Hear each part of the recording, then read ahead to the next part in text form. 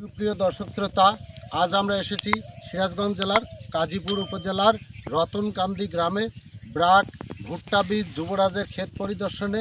আসলে চাষি ভাই, আপনারা দেখেন, আমরা যে যুবরাজ ভুট্টা ক্ষেতটাতে এসেছি, এই ভুট্টা ক্ষেতটা অত্যন্ত সুন্দর হয়েছে এবং মোসাগুলো সম আকৃতির।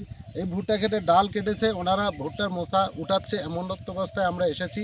আপনারা দেখেন এই মোসাটা প্রায় 8 ইঞ্চি লম্বা মোসা এবং এর যে দানার কালারগুলো আছে অত্যন্ত উজ্জ্বল কমলা বর্ণের।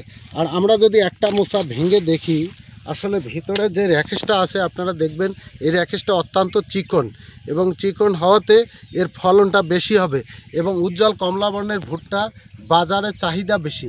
আমাদের কাছে উপস্থিত রয়েছেন যে ভাই এই ভুট্টাটা চাষ করেছেন, ওনার কাছে শুনবো আসলে এই ভুট্টাটা কেমন হয়েছে। ভাই আসসালামু আলাইকুম। ওয়ালাইকুম আসসালাম। বড় ভাই, এটা কি জাতের ভুট্টা? এটা যুবরাজ। যুবরাজ? জি। কতটুকু জমিতে আপনি করছেন? এটা বিঘা আমি 7 বিঘা জমিতে ভুট্টা লাগাচ্ছি। কেমন হয়েছে? খুব ভালো।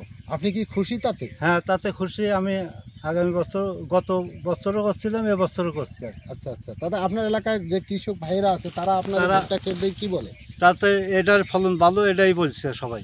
আচ্ছা, আর আমিও নিজে আবাদ করে এটা বলতেছি যে এটার ফলন ভালো। তাতে কি অত্র এলাকার কৃষক ভাইরা আগামী মৌসুমে এই ভুট্টা চাষ করবেন? হ্যাঁ, অবশ্যই হবে। আচ্ছা, আসলে দর্শক ভাই, আপনারা যদি এই যুবরাজ ভুট্টা চাষ করেন তাহলে ফলন বেশি পাবেন। আপনারা অবশ্যই ব্র্যাকের হাইব্রিড ভুট্টা বীজ যুবরাজ চাষ করবেন, অধিক ফলন ঘরে তুলবেন, এই আশাবাদ ব্যক্ত করে এখানে শেষ করছি। ধন্যবাদ সকলকে।